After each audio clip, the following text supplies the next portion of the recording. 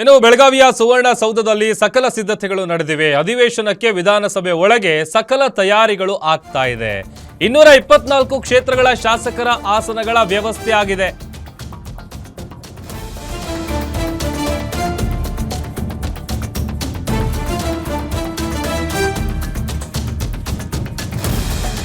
ನಾಳೆಯಿಂದ ಬೆಳಗಾವಿಯ ಸುವರ್ಣಸೌಧದಲ್ಲಿ ಚಳಿಗಾಲದ ಅಧಿವೇಶನ ಶುರುವಾಗ್ತಾ ಇರುವಂತಹ ಹಿನ್ನೆಲೆ ಕುಂದಾನಗರಿ ಸಕಲ ರೀತಿಯಲ್ಲಿ ಸಜ್ಜಾಗಿದೆ. 224 ಕ್ಷೇತ್ರಗಳ ಶಾಸಕರ ಆಸನಗಳ ವ್ಯವಸ್ಥೆ ಆಗಿದೆ. ಸ್ಪೀಕರ್ ಬಳಿ 224 ಶಾಸಕರ ಆಸನ ವ್ಯವಸ್ಥೆಯ ಮ್ಯಾಪ್, ಅಧಿಕಾರಿಗಳು ಮತ್ತೆ ಪತ್ರಕರ್ತರಿಗೆ ಹೆಚ್ಚುವರಿ ಸೀಟ್ಗಳ ವ್ಯವಸ್ಥೆಯನ್ನು ಕೂಡ ಮಾಡಲಾಗಿದೆ. ಆಮೇಲೆ ಯಾವುದೇ ಫೋಟೋ ಸೇರ್ಪಡೆಯೂ ಇಲ್ಲ, ಕೋಕ್ ಕೂಡ ಇಲ್ಲ. ದೃಶ್ಯದಲ್ಲಿ ಗಮನಿಸ್ತಾ ಇದ್ದೀವಿ. ಮುಖ್ಯಮಂತ್ರಿ, ಉಪಮುಖ್ಯಮಂತ್ರಿಗಳು, ಸಚಿವರು, ಶಾಸಕರು ಸೇರಿದಂತೆ ಸಚಿವಾಲಯದ ಅಧಿಕಾರಿಗಳು, ಸಿಬ್ಬಂದಿಗೆ ಊಟ, ವಸತಿ ಎಲ್ಲ ರೀತಿಯಾದಂಥ ವ್ಯವಸ್ಥೆಗಳಾಗಿದೆ.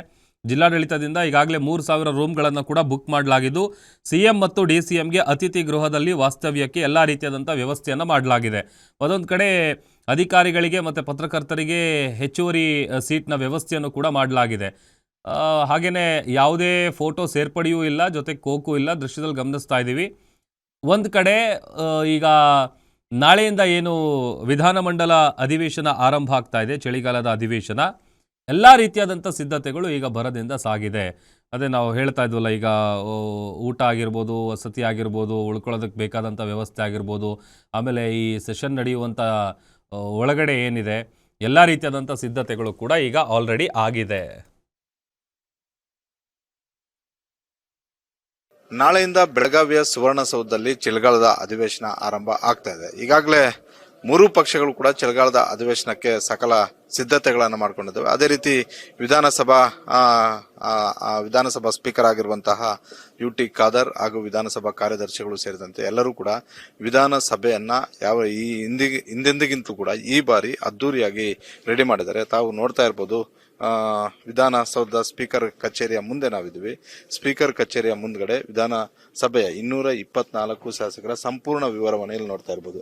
ಸಿದ್ದರಾಮಯ್ಯ, DK ಶಿವಕುಮಾರ್, ಪರಮೇಶ್ವರ್ ಯಾರ್ಯಾರು ಯಾವ್ಯಾವ ಆಸನದಲ್ಲಿ ಕೂತಿರ್ತಾರೆ ಅನ್ನುವಂತಹ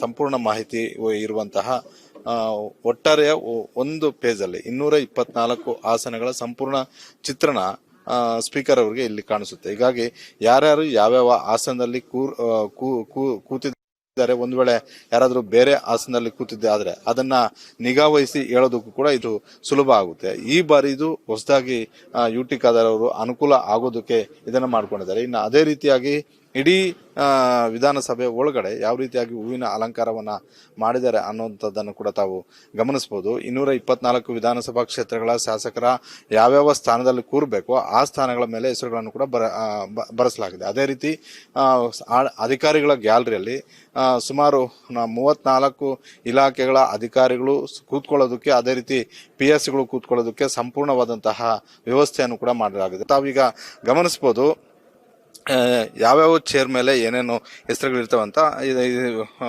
ರುದ್ರಪ್ಪ ಲಮಾಣಿ ಅವರು ಡೆಪ್ಯೂಟಿ ಸ್ಪೀಕರ್, ಅದೇ ರೀತಿ R ಅಶೋಕ್ ಅವರು, ಅದೇ ರೀತಿ ಅರವಿಂದ್ ಬೆಲ್ಲದ್ದು, ಪ್ರತಿ ಚೇರ್ಗೂ ಕೂಡ ಯಾವ್ಯಾವ ಆಸನದಲ್ಲಿ ಯಾರು ಕುತ್ಕೊಳ್ಬೇಕು ಅನ್ನುವಂಥದ್ದನ್ನ ನಿಗದಿ ಮಾಡಲಾಗಿರುತ್ತೆ. ಹಿಂದೆನೂ ಕೂಡ ಇದನ್ನೇ ಮಾಡ್ತಿದ್ರು, ಈ ಬಾರಿನೂ ಕೂಡ ಅದನ್ನೇ ಮಾಡಲಾಗಿದೆ. ಯಾಕಂತ ಹೇಳಿದ್ರೆ ಯಾರು ಕೂಡ ಕನ್ಫ್ಯೂಸ್ ಆಗಬಾರ್ದಂತ. ಇನ್ನು ಆ ಕಡೆ ಆಡಳಿತ ಪಕ್ಷದ ಮೊಗಸಾಲೆಯಲ್ಲಿ ಸ್ಪೀಕರ್ ಚೇರಲ್ಲಿ ತೋರಿಸ್ತಂತೆ ನಾನು ಅವಾಗಲೇ ಸಿದ್ದರಾಮಯ್ಯ ಅವರ ಇಂದ ಹಿಡಿದು ಉಪಮುಖ್ಯಮಂತ್ರಿ DK ಶಿವಕುಮಾರ್ ಅವರ ಆದಿಯಾಗಿ, ಪರಮೇಶ್ವರ್ ಅವರ ಆದಿಯಾಗಿ ಎಲ್ಲಾ ಹೆಸರುಗಳನ್ನು ಕೂಡ ಪ್ರತಿ ಚೇರ್ ಮೇಲೂ ಕೂಡ ಉಲ್ಲೇಖ ಮಾಡಲಾಗಿದೆ.